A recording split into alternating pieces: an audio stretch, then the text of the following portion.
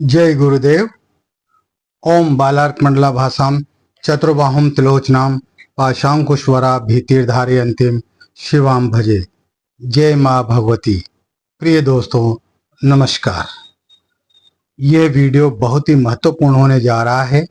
इस वीडियो में मैं एक ऐसा मंत्र प्रयोग बता रहा हूँ, एक ऐसी साधना बता रहा हूँ जो सौम्य साधना है, जिसको कोई भी ग्रस्त व्यक्ति, स्त्री या पुरुष, कोई भी कर सकता है। और जो मंत्र मैं बताने जा रहा हूँ, यह मंत्र इतना तेजस्वी मंत्र है, अगर आपने इस साधना को सिद्ध कर लिया तो आपके पूरे परिवार की सुरक्षा होगी, आपका पूरा परिवार सुरक्षित रहेगा, आपको किसी भी प्रकार का कोई भय व्याप्त नहीं होगा। इसलिए वीडियो को ध्यान से देखें, वीडियो पूरा देखें, स्किप न करें। अगर चैनल पर नए हो तो चैनल को सब्सक्राइब करें, जानकारी पसंद आए तो लाइक करें और वीडियो को ज़्यादा से ज़्यादा लोगों में, दोस्तों में और अपने परिजनों में शेयर करें, ताकि हर व्यक्ति इन साधनाओं का, मंत्र साधनाओं का, मंत्र प्रयोगों का लाभ उठा सके और अपने जीवन को सफल बना सके। दोस्तों, आज तक विश्व भयातुर रहा। विश्व में रहने वाले हर लोग भय की जिंदगी जी रहे हैं, असुरक्षा की जिंदगी जी रहे हैं। आज का इंसान डरा हुआ है, शंकित, चिंतित, घबराया हुआ, अणु परमाणुओं के साये में सांस लेने वाला, अपने ही मन के भय की गिरफ्त में छटपटाता हुआ और सिसकता हुआ, उसे अपने जीवन से, अपने आसपास के परिवेश से, अपने आप से तथा दूसरों से भय लगने लग गया। पर मैं तुम्हें भय मुक्त करने के लिए आया हूं। चित्त से संशय के घने काले बादलों को दूर करने के लिए आया हूं। तुम्हारे झुके हुए सिर को गर्व से ऊंचा उठाने के लिए आया हूं। मैंने साधना के सूर्य उगा दिए हैं। अंधियारा छटने लगा है। काली स्याह रात समाप्त होने वाली है। मन में हिम्मत और साहस का संचार होने लगा है और मेरे साधकों में हिम्मत और हौसला आया है कि मौत की आंखों को झपट्टा मारकर नोच सके, काल के गाल पर थप्पड़ जड़ सके और भयमुक्त होकर अडिग खड़े रह सके। क्योंकि मेरे शिष्यों को ज्ञात है, मेरे साधकों को ज्ञात है, वो जानते हैं कि मैं उनके पीछे खड़ा हुआ हूं। मैं आप लोगों को भय मुक्त करना चाहता हूं। जीवन के हर क्षेत्र में किसी भी प्रकार का कोई भय है, कोई डर है, मैं उस डर से आपको दूर रखना चाहता हूं। मैं उस डर को भगाना चाहता हूं। उस भय को, उस डर को मैं आपके नजदीक नहीं आने देना चाहता हूं। यही सोच करके और मैं आज आपको ये प्रयोग बता रहा हूं। रक्षाबंधन का पर्व साल में एक बार आता है, श्रावण मास में, जिसको रक्षाबंधन कहते हैं। और उस दिन बहनें अपने भाई के कलाई में राखी बांधती है और भाई के लिए मंगल कामनाएं करती है तथा भाई भी अपनी बहन की रक्षा करने का वचन देता है। तो रक्षाबंधन का पर्व आते ही सभी व्यक्तियों के हृदय में एक भावनात्मक संबंध उत्पन्न हो जाता है। रक्षाबंधन का पर्व भारत में अत्यधिक महत्व रखता है। इस पर्व का अर्थ अन्य पर्वों से हटकर है। न तो ये किसी मठ से संबंधित है, न ही किसी विशेष संप्रदाय से, अपितु सभी धर्मों में इस पर्व को अति सम्मानजनक स्थान प्राप्त है और सभी धर्मों में इसको अत्यधिक उल्लास के साथ संपन्न किया जाता है। इस पर्व का उद्देश्य है रक्षा। रक्षा इस शब्द के पीछे उनका उद्देश्य यही था कि व्यक्ति अपनी सुरक्षा स्वयं करे, सामाजिक रूप से भी तथा आर्थिक रूप से भी। रक्षाबंधन के पर्व पर बहनें अपने भाई के हाथ में रक्षा सूत्र बांधती है, जिसका अर्थ है कि भाई बहन की मान मर्यादा, यश, प्रतिष्ठा की रक्षा करेगा और बहनें अपने भाई की लंबी आयु तथा श्रेष्ठ जीवन और सभी तरह से संपन्न जीवन की कामना करती है। आधुनिक काल में तो रक्षाबंधन की परिभाषा मात्र यही रह गई है।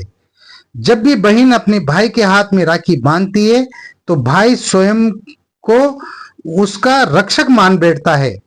परंतु क्या वो इतना सक्षम होता है कि हर मुसीबत में अपनी तथा उसके जीवन की रक्षा कर सके? यदि वह इतना सक्षम नहीं होता तो इस पर्व का फिर अर्थ क्या रह जाता है? इसका फिर मूल उद्देश्य क्या है?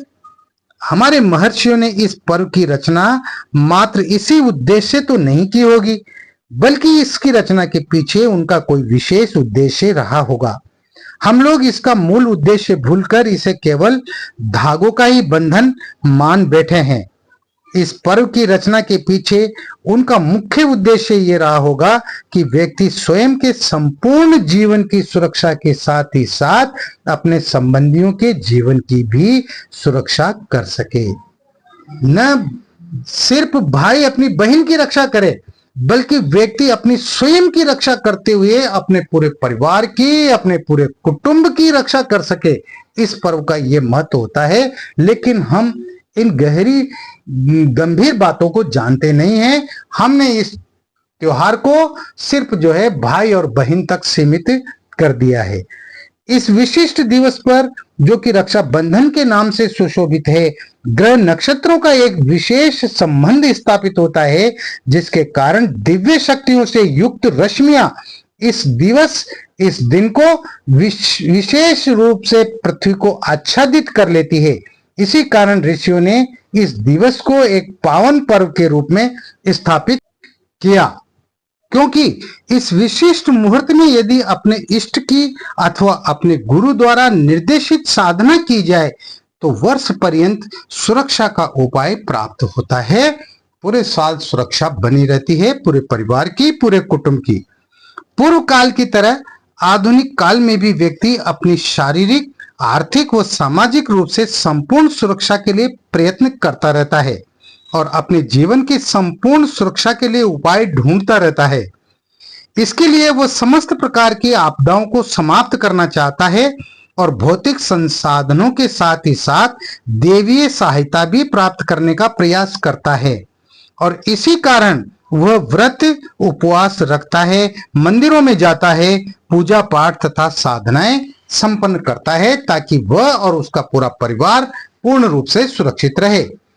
जैसा कि मैंने बताया है, रक्षा बंधन की रचना व्यक्ति की असुरक्षा की भावना को समाप्त करने हेतु की गई है। इस विशेष दिवस पर व्यक्ति साधना संपन्न करके अपने जीवन को देवीय सुरक्षा प्रदान कर सकता है। अपने जीवन को सुरक्षा प्रदान करना व्यक्ति का धर्म ही है। यदि व्यक्ति जीवन में अपने आप को सुरक्षित अनुभव नहीं करता है तो स्वाभाविक रूप से उसकी आधी ऊर्जा उन भयास्पद परिस्थितियों से जूझने में ही समाप्त हो जाती है। भयग्रस्त रहने के कारण व्यक्ति का व्यक्तित्व शने शने समाप्त होने लगता है। यदि भयातुर व्यक्ति में सुरक्षा की भावना उत्पन्न हो जाए तो वह साहस कर उन परिस्थितियों से भी जूझ जाता है जिनके विचार से भी कभी उसकी शक्ति क्षीण हो जाती थी। व्यक्ति सुरक्षा के प्रति कितना अधिक सचेष्ट रहता है, इसका उदाहरण महाभारत जैसे ग्रंथ में स्पष्टता से मिलता है। महाभारत युद्ध का निर्धारण हो चुका था। कौरव और पांडव अपनी अपनी रणनीति तैयार कर रहे थे। कौरवों की ओर महान योद्धा भीष्म, कृपाचार्य, द्रोणाचार्य आदि थे। पांडवों की ओर कुछ गिने चुने व्यक्ति ही थे। श्री कृष्ण पांडवों के पक्ष में थे और वे उन्हें विजय दिलाने के लिए प्रयत्नशील थे। युद्ध के आरंभ में कृष्ण ने अर्जुन से उसकी रक्षा हेतु साधना संपन्न करवाई थी, जिसके कारण उन्हें युद्ध में निरंतर देवीय सहायता प्राप्त होती रही और वे युद्ध में विजयी हुए। साधना द्वारा अपने आप को सुरक्षित करने का विधान अति प्राचीन तथा प्रामाणिक है। दोस्तों, ये जो प्रयोग मैं आपको बताने जा रहा हूं, इस प्रयोग में आपको करना क्या है?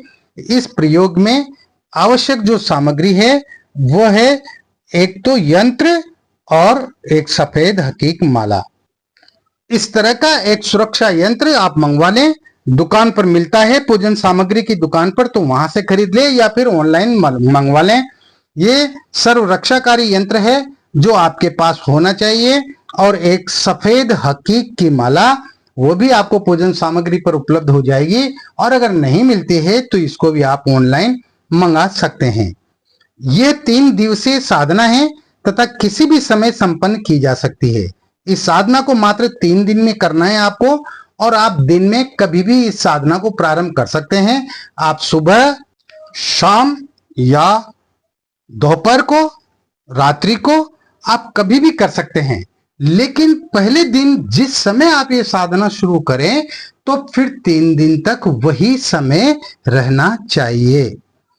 इस साधना को आप रक्षाबंधन के दिन कर सकते हैं, और अगर उस दिन नहीं कर सकते हैं, नहीं कर सके, तो जो है आप किसी भी महीने की, किसी भी मास की पूर्णिमा को प्रारंभ कर सकते हैं। प्रारंभ करने का दिन पूर्णिमा का दिन है। तो पूर्णिमा, कोई भी महीने की, किसी भी मास की पूर्णिमा के दिन से आप इस साधना को प्रारंभ कर सकते हैं। स्नान करके पीले वस्त्र धारण करें, लकड़ी के बाजोट पर सफेद वस्त्र बिछाकर उस पर ताम्र पात्र में यंत्र को स्थापित कर दें। आपका जो पूजन कक्ष है वहां पर आप पूर्व दिशा की ओर मुंह करके बैठ जाएं, है ना। आसन आप कोई भी ले सकते हैं, सफेद भी ले सकते हैं, पीला भी ले सकते हैं, लाल भी ले सकते हैं, ऊनी भी ले सकते हैं, किसी भी प्रकार का आसन ले सकते हैं, केवल काला आसन नहीं लेना है। और बाजोट पर सफेद वस्त्र बिछा करके और उस पर एक ताम्र पात्र में यंत्र को स्थापित कर दें। यंत्र का आप पूजन करें, स्नान कराएं, कुमकुम लगाएं, तिलक लगाएं, कुमकुम का पुष्प चढ़ाएं, अक्षत चढ़ाएं, और एक जलपात्र रखें, एक लोटे में पानी भरकर यंत्र के पास में रखें, और इसके साथ ही जो है सुगंधित धूप अगरबत्ती और घी का दीपक लगाएं। और उसके बाद आप संकल्प लें कि मैं अपना नाम बोलें, अमुक गोत्र, अपना गोत्र बोलें, 3 दिन की ये रक्षाबंधन प्रयोग करने जा रहा हूं। गुरुदेव मुझे इसमें सफलता का आशीर्वाद दीजिए। यह कहकर अपने गुरु जी को प्रणाम करें और गुरु मंत्र की आप एक माला करें। अगर आपके गुरु डॉक्टर नारायणदत्त श्री माली जी हैं, ओम परम तत्वाय नारायणाय गुरुभ्यो नमः, इस मंत्र की माला करें। और अगर आपके कोई गुरु नहीं है तो भगवान शंकर को गुरु मानते हुए ओम नमः शिवाय मंत्र की एक माला करें। और इसके बाद आपको फिर सफेद हकीक माला से निम्न मंत्र की 15 माला मंत्र जप करना है। मंत्र इस प्रकार है, ओम रम रुद्राय रम ओम फट। बहुत छोटा मंत्र है, बीज मंत्र है और बहुत ही तेजस्वी मंत्र है। इस मंत्र का स्क्रीनशॉट ले लें या डिस्क्रिप्शन बॉक्स में से उतार लें और अच्छी तरह से कंठस्थ याद कर लें। कागज में देख करके मंत्र जप नहीं करना है। इसके बाद जब 15 माला हो जाए आपको नमस्कार करके उठ जाना है और फिर दूसरे दिन ठीक इसी प्रकार से यंत्र की पूजा करनी है, पुष्प वगैरह चढ़ाने हैं, इत्र भी आप चढ़ा सकते हैं यंत्र पर, और जैसा बताया गया है उसी तरह से एक सामान्य पूजन करना है। और रोजाना गुरु मंत्र की माला भी करनी है, और इसके साथ ही जो है आपको मूल मंत्र है उसकी 15 माला रोजाना करनी है। यानी 3 दिन तक आपको 15 माला करनी है। मंत्र जब समाप्त होने के उपरांत जल पात्र जो आपने रखा है, यंत्र के पास जो जल का लोटा रखा है, उस जल पात्र का थोड़ा सा जल स्वयं पर छिड़क दें तथा बचा हुआ जल किसी पौधे की जड़ में डाल दें। और अपने घर में अपने परिवार वालों पर भी जो है थोड़ा थोड़ा उस जल को छिड़क दें। और उसके बाद में जो बचा हुआ जल है उसको जो है आप तुलसी में डाल दें, या पीपल हो तो पीपल की जड़ में डाल दें, यानी साफ स्वच्छ जगह पर उसको डाल दें। ये क्रिया भी आपको 3 दिन तक रोजाना करनी है। और उसके बाद में फिर जो है जो भी रविवार आता है उस रविवार को उस माला को और यंत्र को किसी बहते हुए पानी, नदी या तालाब में विसर्जित कर दें, प्रवाहित कर दें। इस प्रकार से आपकी ये 3 दिन का रक्षाबंधन प्रयोग संपन्न हो जाता है और आप पूरे साल भर के लिए पूरा परिवार सुरक्षित हो जाता है। आप भयहीन हो जाते हैं, किसी भी प्रकार का कोई भय आपको व्याप्त नहीं होगा। इस तरह से मैंने आपको एक बहुत ही महत्वपूर्ण प्रयोग पहली बार बताया है। आप सबको इसको करना चाहिए। मेरे तमाम साधकों से मैं आग्रह करता हूं कि आप सब इस प्रयोग को कीजिए, अपने स्वयं की सुरक्षा के लिए, अपने पूरे परिवार की सुरक्षा के लिए। ये बहुत जरूरी है, जो सबको करना ही चाहिए। इस वीडियो में इतना ही। मिलते हैं अगले वीडियो में एक और बेहतरीन प्रयोग के साथ और मंत्रों के साथ, अच्छी अच्छी साधनाओं के साथ। मैं हमेशा आपके लिए एक से एक बेहतरीन प्रयोग लेकर आता हूं, बेहतरीन साधनाएं लेकर आता हूं, संपूर्ण जानकारियां लेकर के आता हूं। आप खुश रहें, प्रसन्न रहें, हंसते मुस्कुराते रहें। कल्याण मस्तु। जय गुरुदेव।